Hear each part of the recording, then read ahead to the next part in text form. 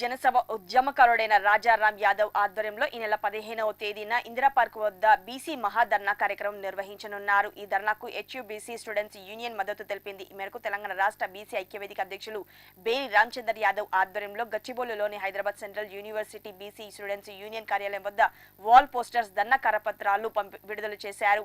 BC కుల గణన జరగాలని లోకల్ బాడీస్ ఎన్నికల్లో 42% రిజర్వేషన్ ఇవ్వాలని స్టూడెంట్స్ నాయకులు కిరణ్ కుమార్ కోరారు. స్టూడెంట్స్ తో పాటు షేర్లింగంపల్లి ప్రాంతంలో నిర్వహించే బీసీలందరూ పాల్గొని ధర్నా విజయవంతం చేయాలని స్టూడెంట్స్ అధ్యక్షుడు శివకుమార్ పిలుపునిచ్చారు. హైదరాబాద్ సెంట్రల్ యూనివర్సిటీకి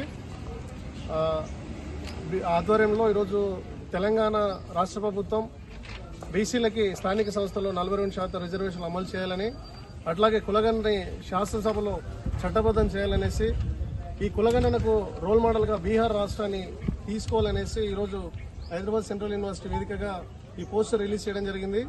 అట్లాగే ఈ నెల 15వ తారీఖు రోజు ఇందిరా పార్క్ దగ్గర జరగబోయే ఈ ధర్నాలు కూడా తెలంగాణ రాష్ట్రంలో ఉన్న బడుగు బలహీన అణగారిన వర్గాలు బీసీ సంఘాలు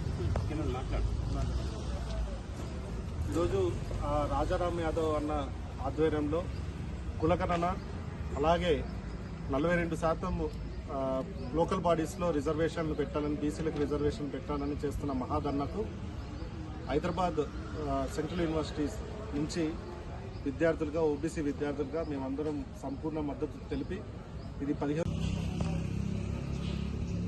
రాజారాం యాదవ్ ఉద్యమకారుడు, అదే రకంగా ఆయన మాజీ స్టూడెంట్స్ లీడర్ కూడా.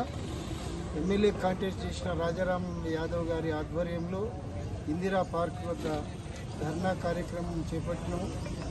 ఆ విషయంలో బీసీలకు లోకల్ బాడీస్లో రిజర్వేషన్ కావాలని, కులగణన తర్వాతనే ఎలక్షన్స్ పెట్టాలని కోరుకోవడం జరిగింది.